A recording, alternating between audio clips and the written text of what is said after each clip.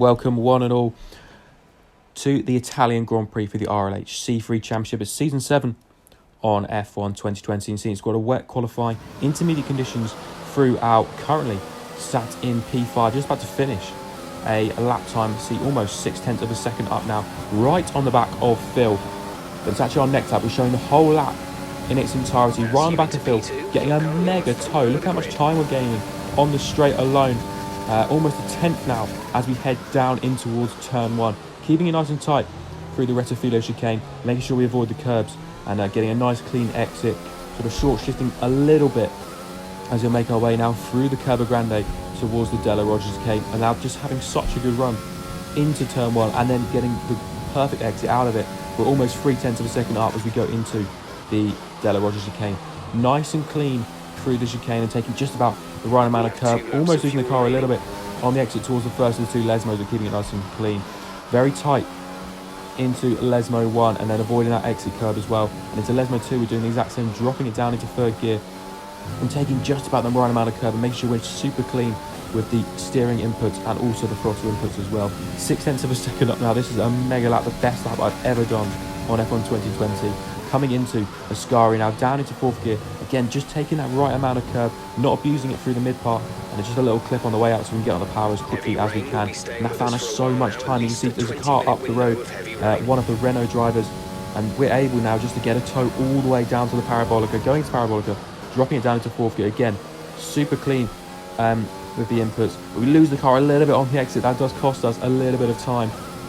Probably around 0.1 of a second, but towards the line now it is going to be a 1 minute 28.694, and that is pole position. And well, the best lap I've ever done. I could improve later on in the session, but I think I did 4 laps just building up the confidence, and that was good enough for pole position. Welcome one and all, and we're in for a real treat at this classic circuit here today. The crowd are ready to go, the cars are ready to go, and we're just about set for lights out. Welcome to the Italian Grand Prix. We're 12 miles northeast of Milan for today's Grand Prix at a Monza circuit where we can expect top speeds of around 215 miles per hour. 11 corners on this 3.6 mile track, with 7 of those coming in the form of chicanes. And with a good slipstream and DRS open, there should be plenty of opportunity for some passing here today. A completely dry race throughout, but the lights are here now. We're sat on pole position with 5 red lights.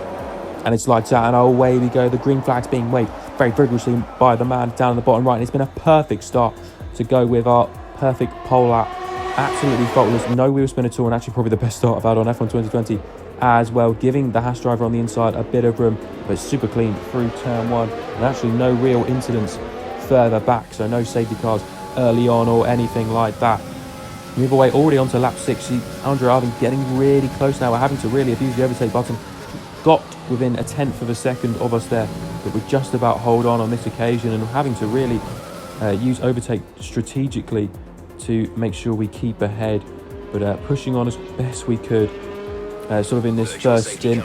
The virtual safety car ending, we managed to get a really good sort of ending to the virtual safety car straight into the Della Rogers chicane, and see we're gaining now, making that gap between ourselves and Andrew Ivan over a second, and that did help us for a couple of laps. The slipstream just allowed him to claw us back in despite being that far back. But on lap 11, coming to pit lane a lap later than some of the other drivers, Atomic notably coming into the pit lane a lap before us, and on the exit we're going to be racing him straight away. He's the Alfa Romeo driver heading past us now, and we've actually lost the lead of this race. A brilliant pit stop phase there for Atomic, and he manages to gain us a place. He manages to gain a place.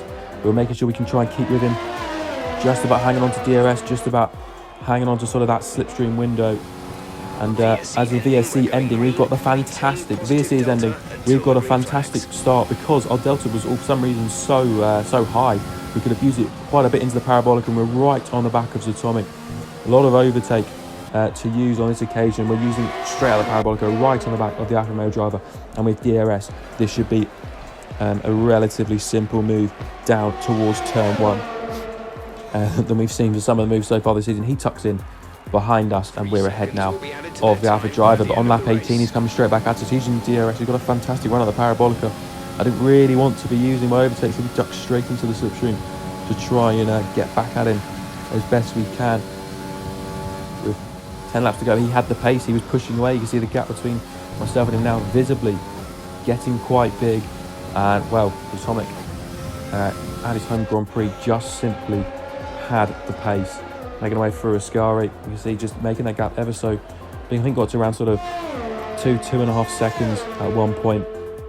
And I was just trying to make sure I kept within range of him, because I saw he had a penalty, but a safety car mixes things up.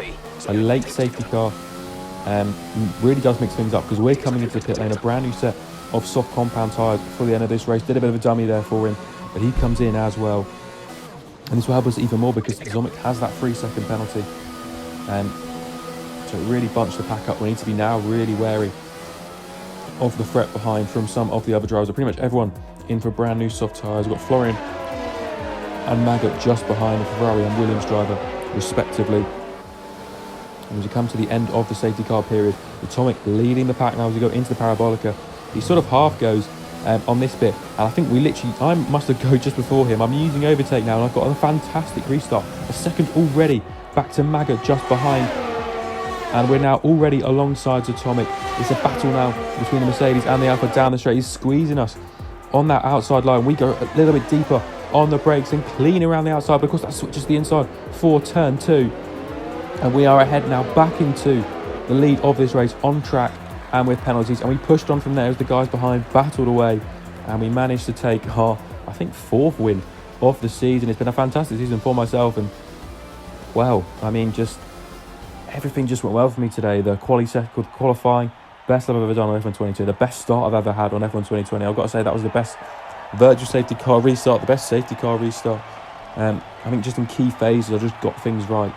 And that was really important, because Monaco next week, which is actually today when uploading. And make sure to check that out. There'll be a live stream for that. So really jump on that and try and enjoy it as much as I will.